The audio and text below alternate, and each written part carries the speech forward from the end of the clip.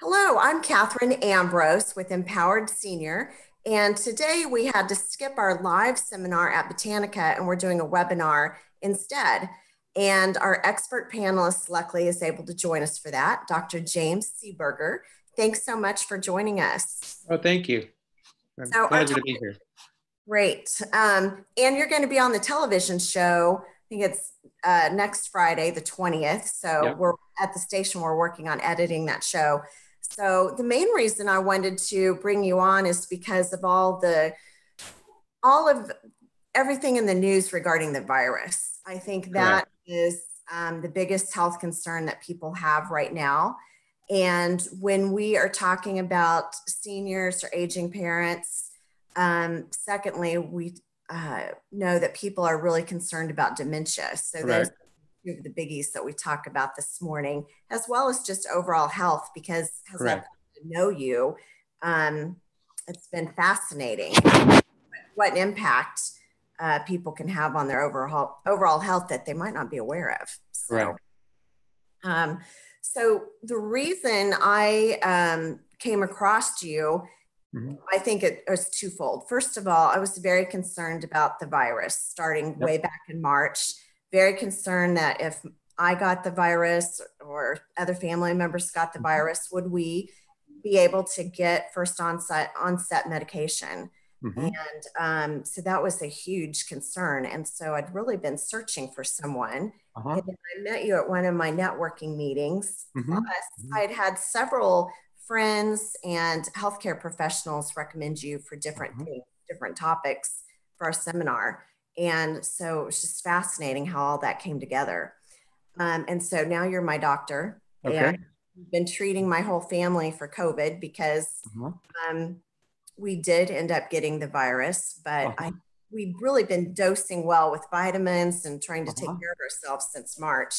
But I feel like we've been able to manage this better because Mm-hmm. of our relationship with you. So I want to thank you, first of all, for taking such good You're care. welcome. So tell us a little bit about your experience with the virus. Uh, I guess I would say it's pretty extensive. My full-time job is in the emergency room, and I work in Emporia, Kansas there. Uh, and so I've seen a lot of different types of presentations of the virus. Um, I would tell you it's probably the widest presentation that I've seen. It can be small, very innocuous, and that happens in children, to life-threatening, and certainly can cause death. And and there's a lot of controversy about treating Uh-huh. patients at Uh-huh. first onset of symptoms. Most Uh-huh. of the time, from what I know from just personal experience with some of my Uh-huh. friends and different people I've talked to at the hospitals and so forth, Mhm. is most people are told just to go home and rest, maybe take ibuprofen, Uh-huh. um, and the medications that, let's say, the president took and that he's Uh-huh. talked about Mhm. before. Mhm. Tell us a little bit about why the controversy. Um, I think the biggest difficulty in treatment is it's not necessarily something that we know from the get-go how to treat. An example might be pneumonia. We know that people get particular types of infections with common pneumonias, and we call it community-acquired pneumonia. And we'll treat it with different antibiotics that have been tested for their effectiveness for pneumonia. And those tests and those trials took years to develop and do. In our current pandemic, we don't have that luxury, and we're essentially having to figure things out as we go. And there's been an enormous amount of work that's been done, uh, actually in the last year already, with an enormous amount of experience about what to do for the different presentations of this virus. And I think that is important. I think as a doctor and a healthcare professional in the emergency room, one of the things that we see with this virus is that it tends to cause a lot of blood clots. And that leads to clots forming in the lungs, and we call those pulmonary emboli. And there's treatment for that. We give different types of medicine that inhibit the continuing clotting in the lung, and we let the body then declot that. And we've had long experience with pulmonary emboli, and I think that's been our biggest impactor on changing the overall mortality, is to know that this is a impactor on mortality. It's another condition that the virus causes. In Italy, at the beginning of the year, we were seeing mortality rates of 4 to 5%, and now we're seeing mortality rates of a little more than 1%. So we really, just by understanding what this virus does, we have been able to screen for those and been able to treat that as a complication of this virus. I think that's probably been the biggest impactor in treatment in terms of lowering overall mortality. And so in some, this is probably going in a different direction, but people will say it's a virus. So there's not anything you can use to treat that, to treat a virus. So what I would say is there are two things that we think about commonly in medicine. The primary thing is we essentially deal with the bug, right? We have a virus or microorganism, and it causes a disease. And we know that if people have that infection, that we'll have a disease as a result of that. And so we give an antibiotic or some type of medicine that impacts that. And what my experience is, I just use the online search engines like everyone else, and I would encourage people to do that. The most common thing that we started treating with initially was hydroxychloroquine. And it doesn't look like that necessarily in trials, when they were done, had the biggest impactor. Now, could it impact some people and not others? I think so. In this state, in Kansas, we're not allowed to prescribe it for this condition. So that, okay, we follow the rules as doctors. There are outstanding trials for prophylaxis, that is, people take hydroxychloroquine. And I think the trial that's ongoing is in healthcare providers. You take 2 of these on one day, and then a week after, for the next 7 weeks, you take 1 tablet of hydroxychloroquine for 7 weeks, for a total of 8 weeks. And that trial's ongoing. So there's trials that are occurring to sort of help with prophylaxis and to help with treatment. I would tell you my own experience has been to use, and I encourage other providers to consider this, and for everybody to Google this, to have the evidence, and to, particularly because we're in a pandemic and an epidemic, and that is the use of indomethacin. And when I first, and I think many doctors should do this, or may have done this, or may not have done this, they can Google in different terms like NSAIDs, ibuprofen, and coronavirus, and see if there's a negative impact. That's what we thought initially. When I did it, I didn't see evidence of negative impact. What I saw was indomethacin will work in both SARS-1 and SARS-2, which is what causes COVID-19. Both of these are coronaviruses. The initial data on indomethacin was in SARS-1, published in 2006. You can find that reference. And it inhibits it both in cells, which we call in vitro, and it inhibits it in dogs, which is a coronavirus model.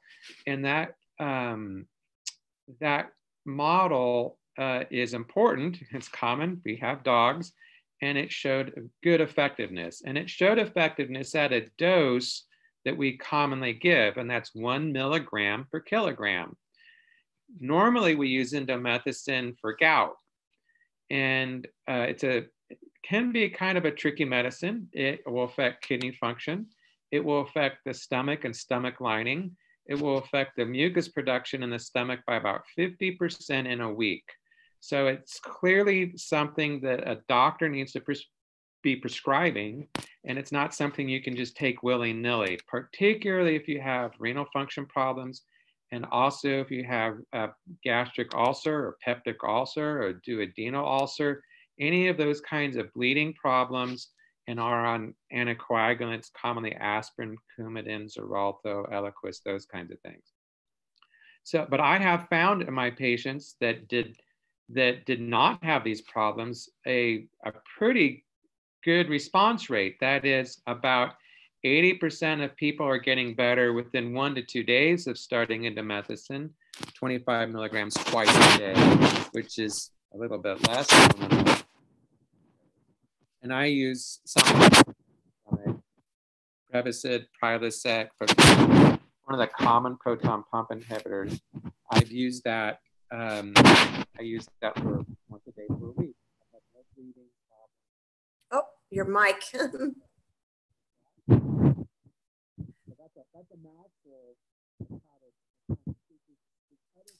I think we've lost your mic. Where did that go to? Okay, it's not muted, but we heard a little noise and then it went away. Can you hear it now? No, it sounds like you're far away. All right, let's see.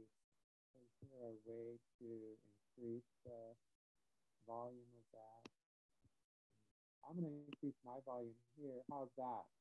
Is that at all effective? Yep, still sounds far away. It just sounds like it gave out or something. I'm at 74% of power. My voice is the same. Is it better if I come forward? Something happened.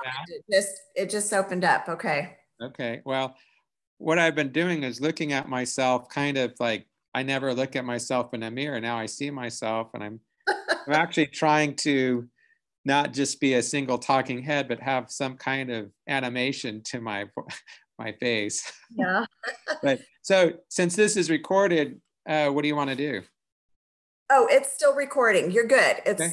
We can hear you now.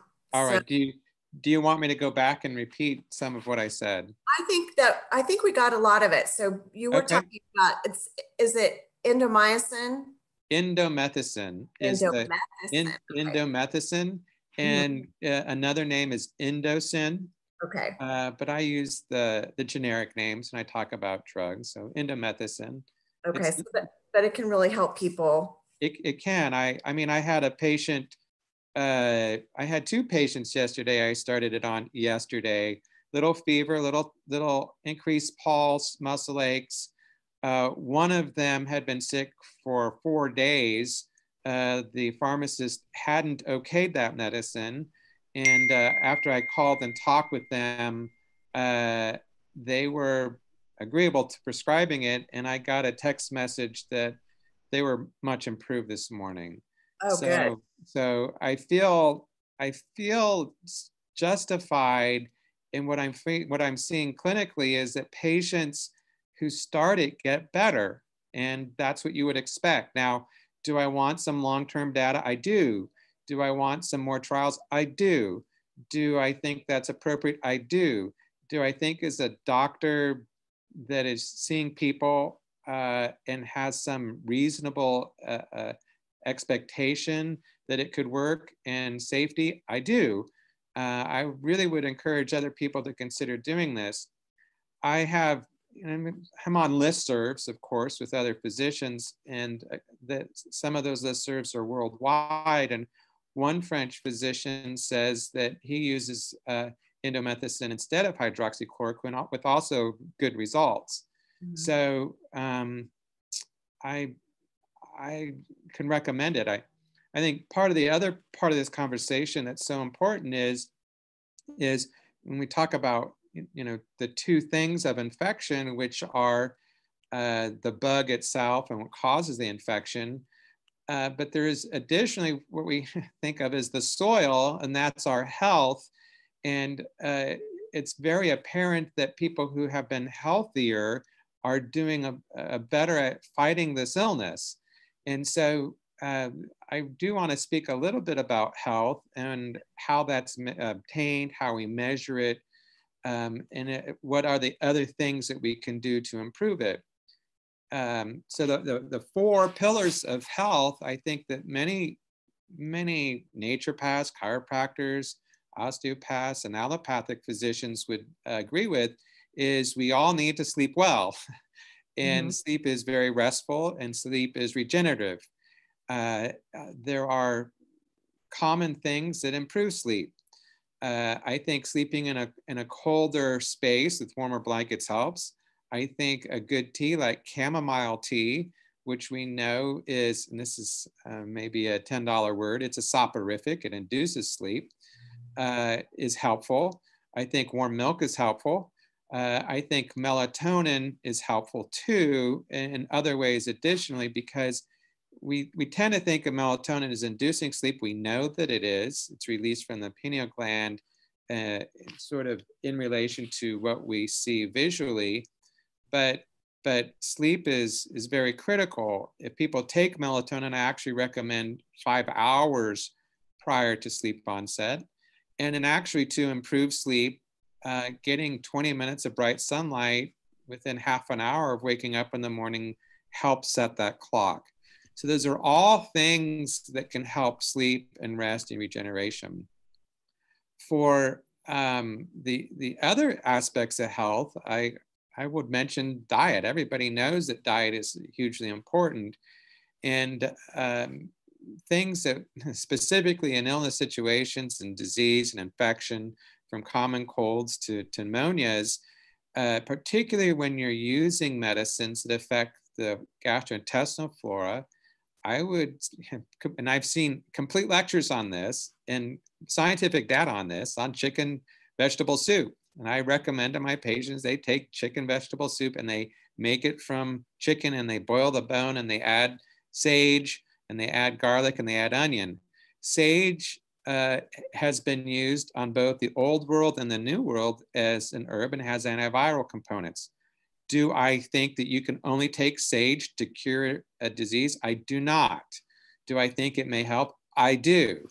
They have shown with chicken vegetable soup that it actually feeds the very thin lining of the gastrointestinal tract of the small intestine to feed the cells there. We call them enterocytes. And those enterocytes, properly nourished, function to improve absorption of nutrient, which we need. So there's actually a lot of data on this. I know in my house, when we're ill, I do a lot of the cooking and I cook and make my own chicken vegetable soup. I add carrots because of the vitamin A. Vitamin A improves the gap junctions involved in those enterocytes. So there's actually good scientific evidence that chicken vegetable soup can help. The other things in terms of health, I think we need exercise. And we really need to be moving at a very, very minimal amount to avoid blood clots in the hospital. It's 15 minutes, 4 times a day. That's a minimal amount. Ideally, we get an hour of exercise a day. And that can be walking, that can be doing lots of things. The last thing I'll talk about is stress, which is very, very important. And we actually have some good calculations now that it's probably about 25% of disease contribution. And I, again, have heard hours of lecture on stress and how to treat it. And the primary form of stress treatment is actually breathing correctly, breathing in a round fashion, where you breathe in at 5 to 6 breaths per minute, and we move the diaphragm without moving the upper chest.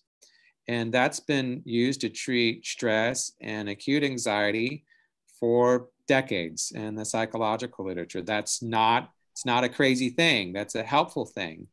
I use it as a primary treatment for anxiety in, frankly, the emergency room where I see hyperventilation and the brain is not working well. The oxygen is not coming off of hemoglobin. People are anxious by that alone. And so breathing is really something that's very helpful for stress reduction. And some activities such as yoga and exercise, prayer, meditation, singing, music, all of those involve control of breathing at the diaphragm that is so critical. So I just just tell you that that's one of the components. Yes, I recommend James Nestor's book. Have you been reading that, I Catherine? have, and I'm really enjoying it. So when I first met with you as a patient, you prescribed this book to me and this book, Yes. and I thought Yes. doctor's right up my alley because I Okay. love books, and so I got both of the books. Yeah. And I've been practicing the breathing, and I am a 200-hour yoga instructor. And so it made a lot of sense to me what you were saying about the circular breathing. And my mother-in-law, I was talking to her about this yesterday, and she's been trying to practice Dr. Seberger's breathing, and she's finding it very challenging because people just aren't used to it. Correct. It's something to work on, and I think it's fascinating what an impact your breath can have on your health. Correct. Excellent. So I mean, James Nestor really went deep into the literature. He has a good podcast on NPR with Terry Gross. It's fascinating. I'd recommend that that your viewers, our viewers who are listening, look at that, read the book. It's a very readable book. And he says that there's 5 books on breathing in the ancient Chinese medicine literature. So I only speak about the basics of breathing. For the medical audience people, I'll just say a very nerdy thing, and that is that the diaphragm has parasympathetic nerve fibers deeply embedded in it, that when they are stretched, they fire increased parasympathetic firing that goes to the carotid bodies on both sides of the neck, which then sends a signal to the heart to slow, also through the parasympathetic branch, to slow the heart rate down and lower blood pressure. That's why I use it in the emergency room. It's the fastest way I can get somebody's pressure down. And all the nurses and I clearly see this on the screen. They push a button and we go from 220 over maybe 140 to maybe 180 over 100 in a minute and get to a safer level. Oh, there goes the sound. I think maybe your arm or your hand. Okay. There you go. All right. How's that? Perfect. Okay. Okay. You promised to edit this, right? It's okay. It's all right. That luckily the show will be edited, not this. Well, what I find is if I don't hold this, I gradually disappear. So it's not the same, as if it were completely stable. And it's one of the joys of Zoom casting, which there's going to be professional Zoom casters, I can tell, coming out of this. But in addition, and I just want to finish the neural path, because I think it's important that people know this, that when you have a signal from the carotid body, it sends also by parasympathetic firing into a central part of the brain in the brainstem called the nucleus tractus ulterus, and then branches to the amygdala, which is the primary fear organ of the body, to slow its firing. It sends a signal to the paraventricular media and the frontal lobe, which controls blood pressure and lowers blood pressure. And it sends a signal to the locus cerebrus on the right side of the brain to control the sympathetic nervous system. So breathing is, we've said this a long time. If you're anxious, you say, hey, take a deep breath. And that's actually very practical, scientific, medical advice that I use and recommend for stress reduction, because a brain just will not work well if you don't breathe well. That's amazing. There's a reason for all those things out there, and there's no new truths. And so take it all the way back. And the things that I'm talking about, the endomethacin goes back 14 years for SARS-1. So I suspect that it's going to be helpful if it's working for SARS-1 and SARS-2, different strains of this coronavirus. I suspect that it's going to be useful for other strains as they develop, and it is a reasonable thing. I think it's important that people look at the evidence and then try it. I think other doctors and nurse practitioners and PAs should consider using it and looking at it. I have not had in my outpatients, I probably treated in this increased pandemic swing in the last month, I've treated 4 or 5 patients from the parking lot or from my office, and patients that I knew by phone, and they've all, they haven't had to go to the emergency room. They haven't gone on to develop hypoxia. I do understand that this is, a small sample size. I understand that most people are getting over this. I just want everybody to get over it, and I don't want people to be afraid of it. Mm-hmm. I want them to be cautious and wear their masks and practice social distancing and follow the health department's recommendations. I think those all are helpful. I think they're all helpful. And masks have been controversial just among. They have been. With and people. They have, and that is actually not a new thing. If you go back 100 years to what happened in the influenza epidemic, the Great Spanish Flu, there were anti-masking groups as well then too. So this hasn't been seen. I do believe some people are very sensitive to masks. I've been talking to several mask manufacturers. I'm like, make a hypoallergenic mask. I mean, these are getting irritating. There's different problems with the masks that we have, but they're effective. They're effective, and we need to wear them right now. And what kind of mask should people be wearing? How much does that matter? It matters a great deal. When we talk about an infection, there's a number called the R0, and so you can find the different R0s for the different infections. And what an R0 represents is the exponential increase of a viral infection or an infection or an idea. And so we think about like influenza as an R0. That is, one person gets it and about 1.5 people will get influenza with one person getting it. Measles has a huge R0. It's 18 to 28 people will get measles if they have not been immunized. Presently for this pandemic, we're at an R0 of about 2.5 to 3.5. So for every person who gets it, then about 2.5 to 3 people will get it. And that number comes down if you wear a mask. It becomes less likely that you'll get the illness. And that's important. When we talk about health, we're really not talking about curing. We're talking about reducing the risk of getting the illness, and we're reducing the risk of having a serious illness, and we're reducing the risk of dying from that illness. So we need to be practicing good health measures, and we need to be practicing good masking. Masks work. The best mask is an N95. It's tight, it form-fits. The next best mask is a ear loop, surgical ear loop.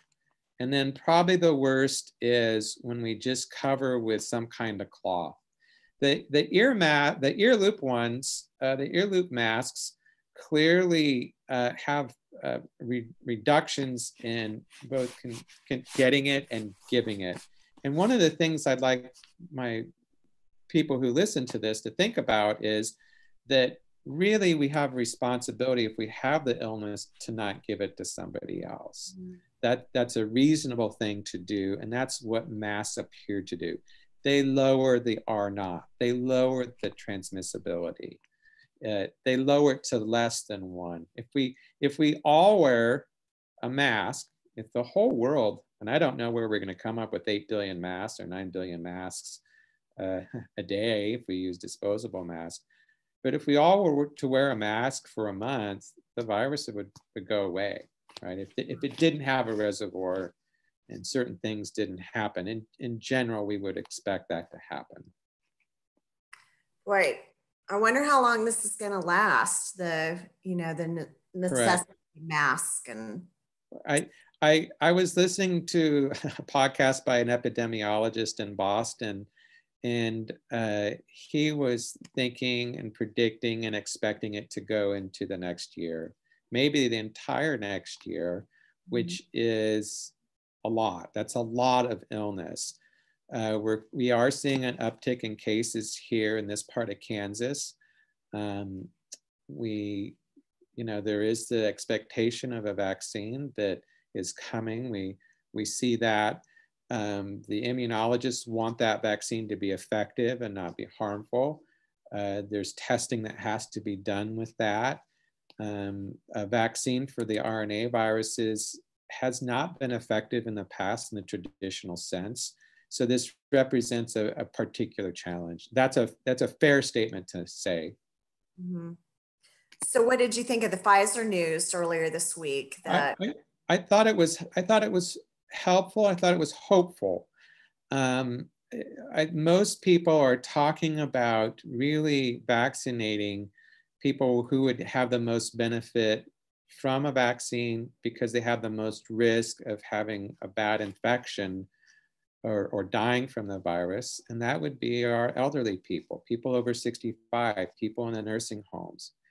I think a vaccine should predominantly go to this group, and then onwards to people over 65, people over 50, people who have high exposures, healthcare workers. Clearly, it has to be demonstrated to be safe and effective, but it's hopeful. It's very hopeful. And for people that get it, if they go to the hospital or they go to their doctor and they're told to just go home and rest, maybe take Tylenol, how concerned should we be for a friend or family member that that's all the support that they're getting? What I will tell you is this illness, like all the other illnesses, they're degrees. And so what we see and medicine is really an art of really trying to be as precise as you reasonably and prudently can be. There are some things that can cause harm. Medicines can cause harm. Endomethacin can cause harm. Some things are expensive, but most of the time doctors really are not worrying about expense. What we're really worrying about is side effects and effectiveness and safety. And we're really saying to ourselves, does this person need something or not? And because we only have so many hospital rooms and we only have so many resources, most people with coronavirus are going to get better. If their oxygen is low, they may need oxygen. And there's places for that, and they need to be in hospitals for that. And they may have other contributors, COPD or pneumonia or heart failure, that may contribute to them needing oxygen that we need to treat additionally. People who go to an emergency room and are thought to be well enough to go home are, I think, well enough to go home. Do I think that they can do some other things? I do, and I write it. Actually, at this day and age, I type it so that it's readable. But I do think there are some things that they can do to improve their chances. That's not to say that it's a cure, but it's saying that there is some evidence that you can reduce the risks of the progression of this illness. So the one that's clearly in the most literature is vitamin D. And there's several lines of evidence that vitamin D may be effective. The first is there was an observation made early in the pandemic that people in the northern cities, Seattle and New York, were really having a worse time than in the southern cities. And we also see that people who are minorities, generally then with darker skin, were having worse outcomes. Now, both of those are correlated with vitamin D exposure. And so they've actually measured vitamin D and see generally and statistically that if people have a vitamin D greater than 32 nanograms per milliliter, which is still low. It's on the low range because the range of vitamin D is 32 to 70 or 32 to 100, that if they had greater than 32, their chances of having mild to moderate coronavirus disease were good. If they had less than 14 nanograms per milliliter, many times if they had the infection, it was worse, and many times they were in the ICU. So another study actually was done in Spain, and they gave vitamin D 50,000 units twice a week to the people with coronavirus in the hospital. And they did not have advancement to the ICU level. So I do give vitamin D in the emergency room at a 50,000 dose to give as much chance as possible to my patient to fight this disease. And I do think when I've measured my patient's vitamin D levels, that we're almost all low, and that's its own, there's its own reason, its own talk. But if people have not been taking vitamin D, it is reasonable to take 5,000 units once a day for a month, and they will get their levels up to a higher level that's still within the 60 to 70 safe range for vitamin D. It's also reasonable to take 50,000 units twice a week for a month to accomplish the same thing. In the emergency room, I am giving 50,000 units of vitamin D in the emergency room. I think that's fair. That's me. I'm a physician. We have it on the formulary. I think it gives them some improvement, some improved chance of fighting the illness, which is what I think we should do as doctors. So I think vitamin D is reasonable. In general, too, with vitamin D, you should also take it with K. And my usual formulation is 5 to 10,000 units of vitamin D with 45 to 80 micrograms of K2. They both control calcium. It will affect people with Coumadin. Your doctor should know about it. The additional supplement people are taking is zinc.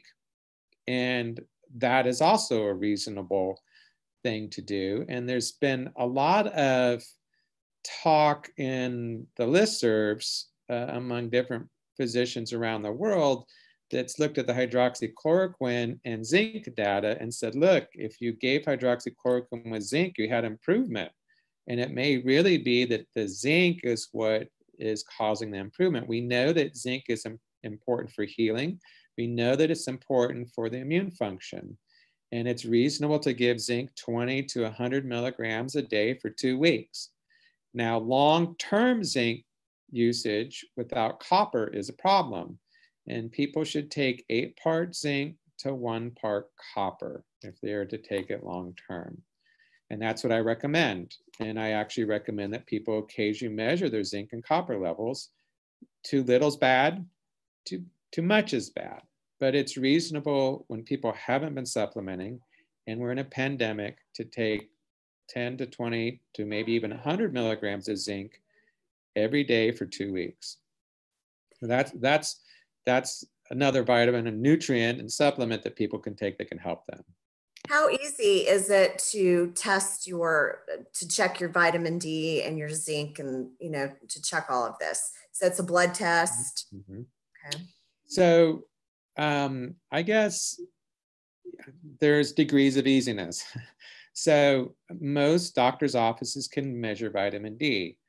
There are labs that you can just pay for, and you can just pay to have the vitamin D level measured, and that's reasonable.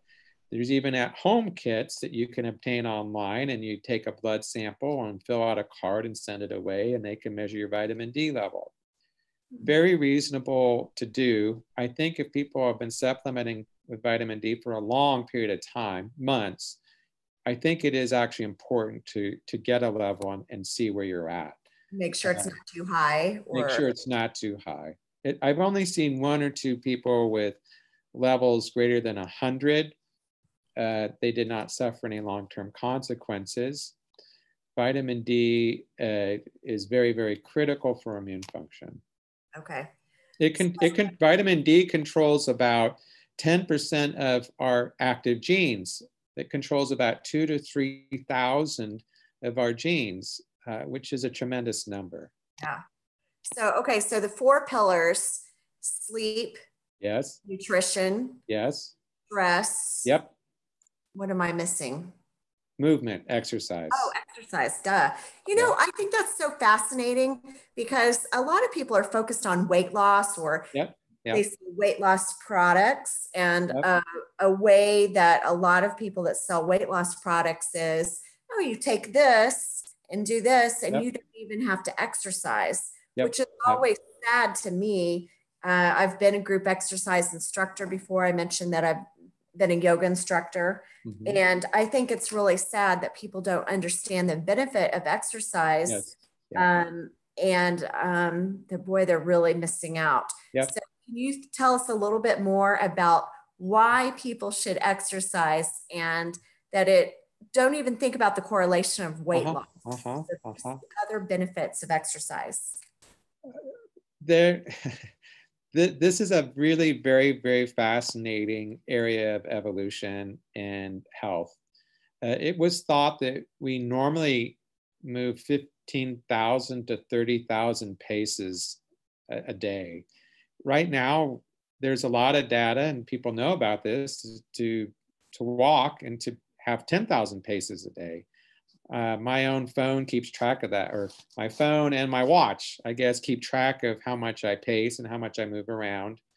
And I actually have to exercise and run 1 to 2 miles in order to do that. Movement is just fundamentally important to who we are. If we do not move, we will go backwards. We will not have as much health as we need. It is just very, very essential to move. I would tell you sort of some fascinating, information on sort of maybe the beach body videos and how that works and how people get away with 20 minutes, because that's probably what I would call is extreme movement. So I think we should have good movement, but extreme movement works this way, in which we need about 6 to 7 minutes of a condition called lactic acidosis in order to produce from the mitochondria a molecule called hydrogen peroxide, which acts as a second messenger to make more mitochondria. So in terms of rejuvenation, we can really be rejuvenated by physical activity. And we need to be doing, in order to get to rejuvenation levels, at least 6 to 7 minutes of that. That's hard. They have actually done in older adults, they have actually demonstrated that if you just chug, and I'm getting to be a chugger. I'm here to tell you that. I don't have enough activity. I don't run as smoothly as I did when I was a young man. I'm a middle-aged man, and I am in that chugging category. And that has enormous benefits, even 10 to 15 minutes of that. So I recommend that for not just the cardiovascular results. It lowers insulin resistance. Exercise is the most sensitizing thing that we can do to improve our metabolism of carbohydrates, much more than any medicines, though there are some very good medicines. Exercise is predominant, and we need to have it. Yeah, so I'm glad we discussed that, because it really does make me sad that products are sold that way, that you don't have to exercise, encouraging people that they don't have to move. Right.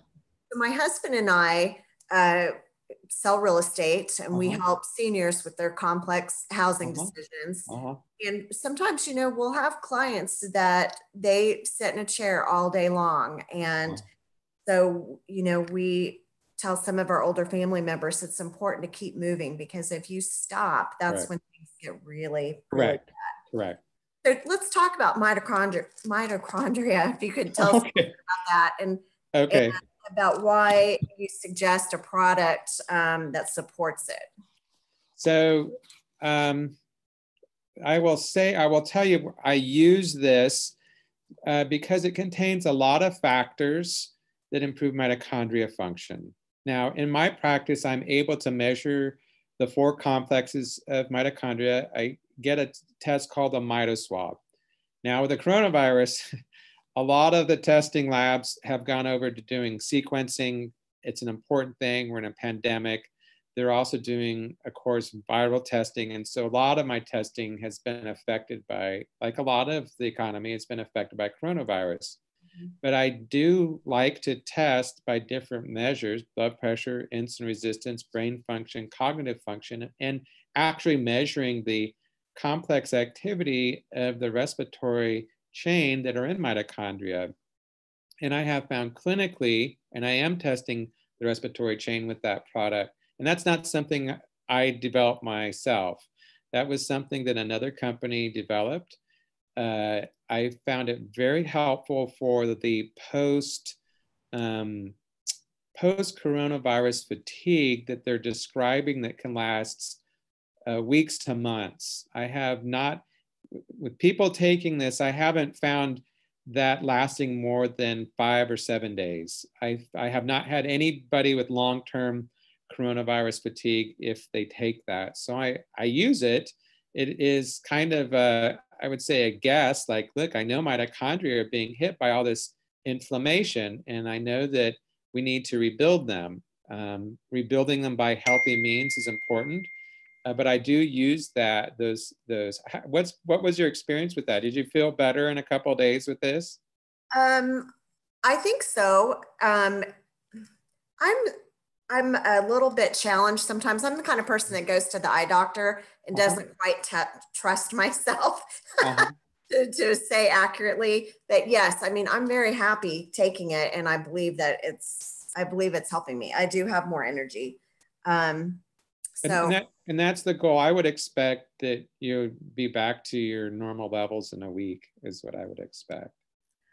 We have a couple of questions. Sure. What's your opinion? This is from Karen Whittle. What is your opinion on the need to get the flu vaccine?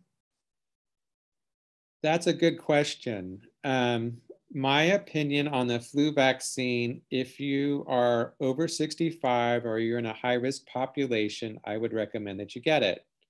And actually, I had a patient this week who tested, remarkably so, tested positive for both influenza and coronavirus, which is dramatic. That's a dramatic thing to do. So now we're seeing some influenza.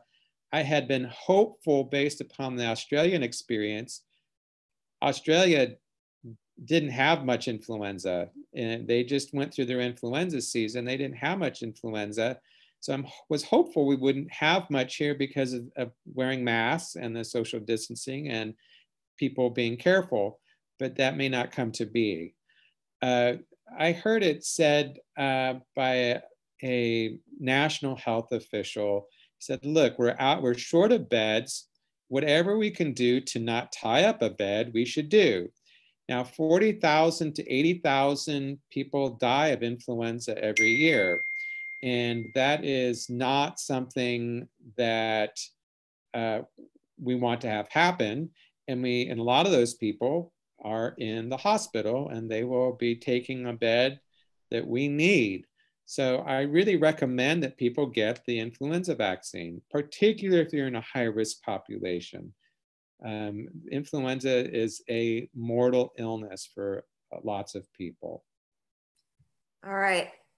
Scott Pierce has a question, and I'm actually going to put him on the screen because it'll just be easier. If you're still there, Scott. Can you see me? Can't see you yet, but we can hear you. All right. Well, I'll just, you don't need to see me. I'm not that pretty. But Dr. Seberger, I appreciate your insight and your expertise on this subject. And I have not stopped researching it. I'm kind of a science geek myself. I'm a biochem major, and I have not stopped researching COVID-19 since it came to fruition. And you mentioned early on in your discussion the issue of clotting, and that seems to be a kind of a secondary fallout for a lot of patients, even after they recover. they seem to be doing better, and the next thing you know, they're suffering a PE, and then it's. I've lost you, Scott. I'm back. Okay, there you are. Okay, can you see me?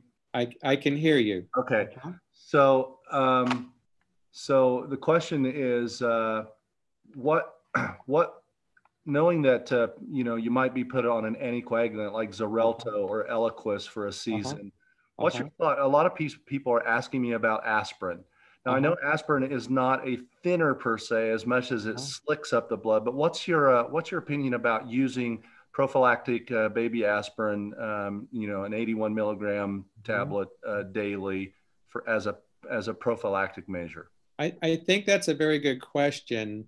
We've used aspirin for a long time to prevent clots in coronary artery disease. That's where having a heart attack, that's where it's best known. Aspirin, it's very interesting molecule because it has very different effects depending upon its dose. And that's true of all of the NSAIDs. It also has particular risks and it has particular benefits. The risk of aspirin is bleeding. I have had patients who had, you know, in studies would have benefited from this based upon their risk, and I start them, I think legitimately so, and they wind up bleeding in 2 weeks. And so they can't tolerate it. So I think bleeding is, and we know this is the primary problem, and that the bleeding with aspirin is synergistic with things like Xarelto or Coumadin. So we have to be careful. We have to be careful of that. The other thing I would say is it may be beneficial, and I have to be careful with aspirin when I use indomethacin because those are 2 NSAIDs and they will really hit the stomach and really hit the kidneys. So that's why I minimize it, and I'm following it. I haven't had bleeding from it. I don't know of any long-term studies where aspirin reduces the risk of blood clotting after coronavirus infection, and I'll look, but I would really want to quote the literature on that to know that. And that it's not a definitive answer, but those are my thoughts on it. It's a good question. And being a non-provider, I would not want to, you know, guide or steer somebody towards that notion if it were not you know, pertinent or safe. Right, correct. Okay, thank you very much. Thank you, Scott. Good question. Thank you, Scott. We had a question from Irene. She wanted to see this product. Could you explain this product for people? We're not selling products. I can. This is something that's produced by Research Nutritionals. And so this is in the nutraceutical portion of the pharmacopoeia, if I can say such a thing. So there are drugs that we use as doctors for disease, and we define disease as a group of symptoms, and we have various tests to identify those diseases, blood tests or x-rays or CT scans, and then we have drugs and treatments and surgeries for those conditions and diseases. I think that one of the emerging areas of medicine is called functional medicine, in which what we're trying to do is bring to bear what we know from health and health matters and health statistics and health studies and other supplements that improve both function and improve outcome if disease occurs. And I want to spend a little bit of time about that because I think as doctors, and I'm this way, I get tired to death of looking at disease, and you have to ask yourself, is there a way to reduce the risk of that disease? And there is, and it is by health. And what I've undertaken in my practice is to actually create a sort of a health practice while also treating illness and chronic conditions in order to get better outcomes, in order to actually get improved brain function, which can occur. Not thought to be possible, but is possible. So this is a product that comes out of that area. And I would mention several other companies that are producing good supplements that improve function. This is a product by Research Nutritionals. I use lots from Orthomolecular, and I use lots from Zymogen as my primary sort of improve mitochondria function, improve intestinal function, improve cognitive function. All of those things can work to improve your mitochondria. And I would also tell you that I have a mitochondrial bias as a biochemist. I have a PhD in biochemistry and molecular biology. And so when I try to understand insulin resistance and high blood pressure, brain function, function of the immune system, I'm really looking at mitochondria function and trying to impact how it functions, both by reducing pollutant, by reducing stress, which impacts complex 1, by giving supplementation that improves the function of mitochondria. We know that the molecules, the NRF1 and NRF2 activators improve mitochondria from the nucleus. And I just think it's cool to see if those things work in a measurable fashion, which is what we do in our office. So your office, for people that are in Kansas, and certainly around the Wichita area, is very easy to get to. You're on East 21st. Is it between Webb and Greenwich or Greenwich, however you want to pronounce it? In Wichita, we say Greenwich. So, but you've got a beautiful office there. It's called Cognitive Performance and Health. Yeah. Why did you name it Cognitive? What we cog and cognitive come from the root to know, which I thought was very interesting.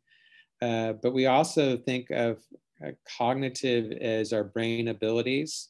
And so we're in terms of function, the function that really matters to people much of the time is their brain and brain function. And so we wanted to show that when we reduce inflammation and we improve metabolic functioning and reduce insulin resistance, that we would actually improve brain function. And we have means to do that. And there's been a lot of sort of discovery along this path that's been very, very helpful. It's actually the case.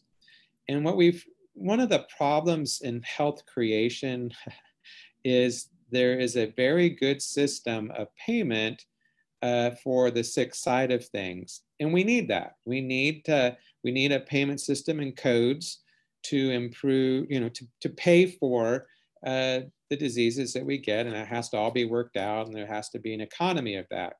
The problem is that you get what you pay for.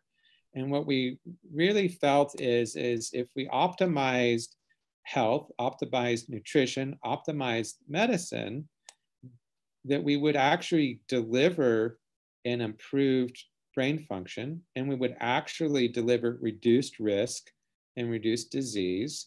And that's how it was a greater value. We were just looking at the economic model and said, this is a much greater value for people than waiting to be sick and paying for insurance to do that. It sort of is like if you were an insurance company and you sold car insurance for accidents, if you then operated a driving school to reduce having accidents, the premiums would go down, your margin would get better, there'd be fewer accidents, the money that people paid would be less. So we thought that if we could demonstrate that people had a benefit, that there would be reduced risk of disease, which there is, both studies and in my patients. There would be improved performance. go to the driving example. We'd have better drivers. Good. And there would be benefit. So that's why we have developed this model. It's a longitudinal model. It's a direct care model. We don't do insurance because insurance pays for sickness to make whole. Is there a place for that? Absolutely. Do people need to have insurance for catastrophe? Absolutely. But it's really not reimbursing. It's not getting to health. We're still having all kinds of accidents. The premiums aren't going down. People are getting damaged by this system, where we need to really have an improved system. And we think this is one of those components. So, especially with seniors, I think that people are very tied into the insurance model. They've been trained all their life to file insurance. I think that younger generations are more apt to spend money on self-care, to get massages and even to get nails done. Of course, the seniors are doing that too, but getting your nails done, getting a pedicure, but then also chiropractors and all the different services that people can participate in. So speak to why it might be worth it to consider paying a little bit more for your health care outside of insurance so that you can experience hopefully a better quality of life. That's what we believe in the private arena. I mean, among private physicians, we call ourselves the tip of the spear, and we have an incredible competition in order to be better when you are private and you're competing this way. So it is about improved service. It is about outcome. And we think it's also about improved performance, which we can measure with our cognitive assays that we have here. We've demonstrated this. That's why we have patients who come to see us. I think most people who look at health financing, they really feel that people should have a sufficient ability to pay for what helps them and still have insurance for catastrophe.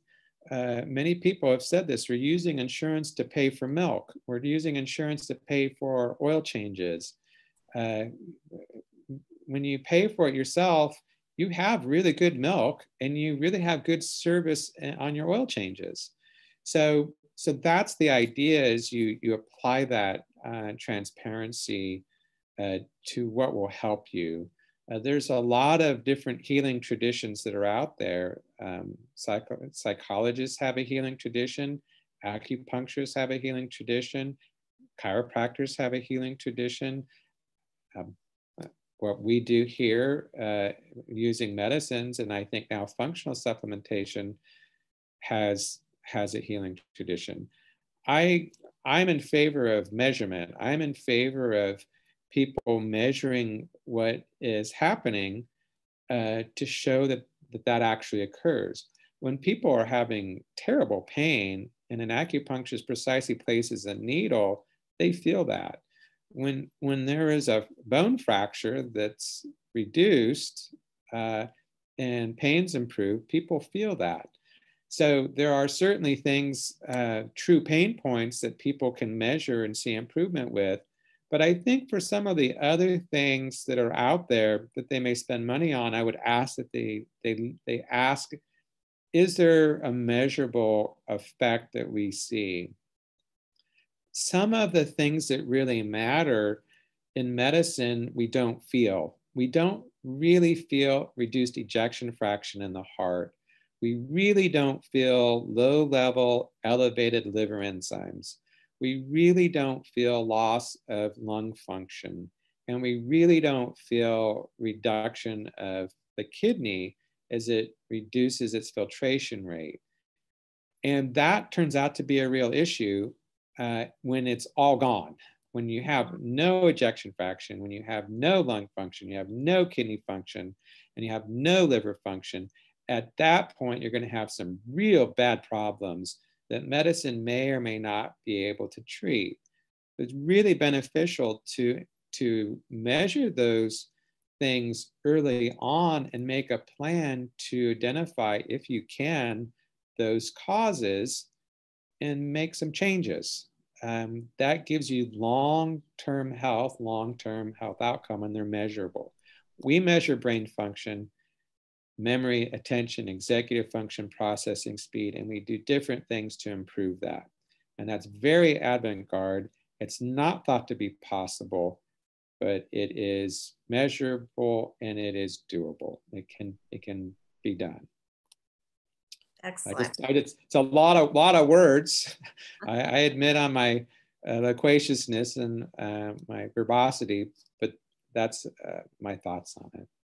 Well, it's just wonderful to have this time with you and to explore these different ideas. And I think probably most people would love to have better cognition, better memory, and just feel like they're a little more on top of things. And that, we probably don't feel ourselves declining, but it'd be nice to notice a difference. So I'm very intrigued by this. Those of you that are online, if you have any other questions, this is your opportunity, type them in and we'll try to get some answers for you. And then for those of you that are catching this later, if you have questions, you can reach Dr. Seberger in Wichita, Kansas at the Cognitive Performance and Health Clinic. Thank you. Thank you.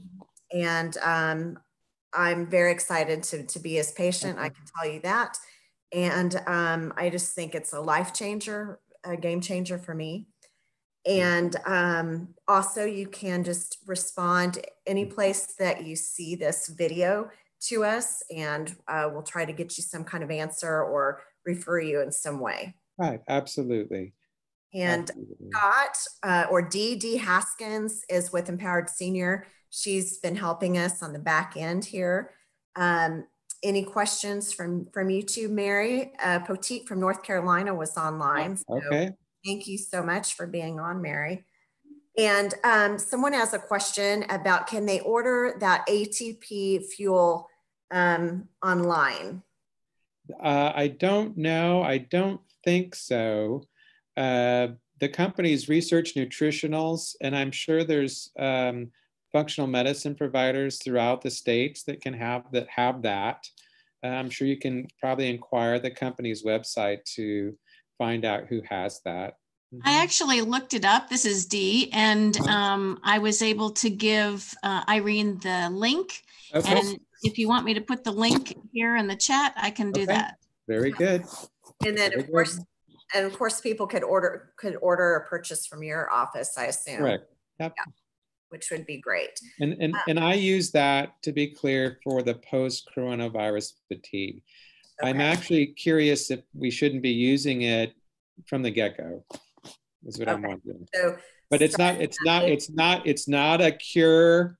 It's not a treatment for the coronavirus. It is something for the fatigue associated with that, caused by it. I've had good results with that. So I want to share something that you said to me, and that is that if you're told to go home and rest and drink lots of fluid and get lots of sleep, keep your stress down, these are things that you do to support your ability to fight off an illness. And the same can be said of just taking the vitamin D. Correct. And taking some of the supplements. It's kind of like, why not drink more fluids? Correct. Why not get more rest? Why not, under doctor's supervision, take some supplements? Correct. So we talked a little bit about functional medicine. What is anti-aging? There are doctors, there are physicians that go to anti-aging conferences and maybe they earn certifications. Tell us a little bit about that. What are they? There's an organization called A4M that is specifically training physicians to be anti-aging physicians. I am aware of that. I think that they have some very fascinating evidence and fascinating treatments. I have looked at aging to a great extent. I think aging as a science and aging as a practice is something that people have looked at for a long time. You know, in terms of dementia and dementia formation, the leading risk factor for dementia is aging. And so what I've looked at is trying to understand the mechanisms of dementia formation and to see if the mechanisms of dementia formation are consistent with the mechanisms of aging. And I believe that they are. And they're also consistent with the mechanisms that I see for development of disease, particularly chronic disease, hypertension, insulin resistance, obesity, vascular disease, high triglycerides. They're all consistent with those conditions. And in general, what I would say, my own belief is, and I see Scott still on, I'd be interested in his thoughts, it is mitochondria that is really sort of the aging organelle or the aging organ or the aging part of the cell that leads to this phenomena of aging and reduced energy formation. And mitochondria appear to be at the center of production of the inflammatory molecules and at the center of the signaling molecules that then initiate some of the progression of aging. So how mitochondria function, and they're heavily impacted by the environment, both by chemicals, by stress, by both folate and methyl B12, or B12, methyl being the preferred type of supplement. They're heavily impacted by sort of environmental inputs. And that dysfunction then leads to aging. There's a very fascinating individual in the dementia world called James Truchard. And James Truchard is a billionaire, and he founded National Instruments in Texas. And he has a prize called the Oscar Fisher Prize and it's a prize worth $2 million for the best theory of dementia. And he has 2 second places for two $500,000 prizes and 4 $250,000 prizes. And it's due coming up here at the end of this year. And I was talking with him. I was flattered. I was presenting a poster at the Alzheimer's conference in Los Angeles last year. And I was flattered that he stopped, took some pictures, and we talked. And he said, "We think it's mitochondria." So there's lots in the literature, in the scientific literature, that are really pointing at mitochondria dysfunction in terms of what leads to dementia formation. And there's lots that are associated with mitochondria that is in its dysfunction, or its actual real function is to advance age. So we live in a very unhealthy environment on many different levels. And that very much of the time leads to poor mitochondria function, advancing in age, and poor cognitive function. So that leads to a question. Oh, I'm sorry, Scott, I heard you. And this is what my next patient's here, so I need to make this my last patient. So somebody asked, would you take this every day even if you don't have the virus or something to support mitochondria? The answer is I would take it some of the time. If people had fatigue and they wanted more energy, they could take that for a week or two and see if they felt better. In my office, I'm having people take it, and I'm testing their respiratory complexes before and after taking it to demonstrate improvement. That's how I gather evidence for a patient that it works. Okay, that makes sense. And Scott, did you have a question or a comment before we close? Yeah, just a quick thought, since Doctor put me on the spot. You know, I I concur that, there's a lot of literature about, mitochondrial free radicals causing damage to the cell. So I think certainly that has some validity. It's sort of parallel in my mind to, as we've been talking about COVID-19, about how, COVID-19 has sort of an affinity to the 1-beta chain and kicking off the iron radical off the heme, which ends up in the blood, causing a change in the blood panel. So I think there's a lot of similarity there. And the last thing I'll say is that if I ever figure out how to reverse the Krebs cycle, I'm going to be very, very rich. Well, what do you do, Scott? A little bit of everything. It would be easier to tell you what I don't do, but I've been in the medical field for my entire adult life, both in pharma and in clinical care, and I'm a college game day announcer, and I'm just dumb enough to believe that I can do anything. And you two need to meet. Yeah. So, doctor, thank you for your time. I'll close, and you can go on to your patient. But we really appreciate the knowledge and wisdom that you were willing to share with us today. All right. Thank you, Catherine. Thank you very much. And for our Empowered Senior audience, thanks so much for joining us, whether it's today or sometime in the future. I hope you found this beneficial. It was a different discussion than we often have. We had a lot of science mixed in there. Scott, thanks for adding to the conversation. And you and I need to do a webinar together. So anyway, thanks everyone, and for all the nice comments. We really appreciate you being on, and stay healthy. And until next time, I'm Catherine Ambrose. Thanks again.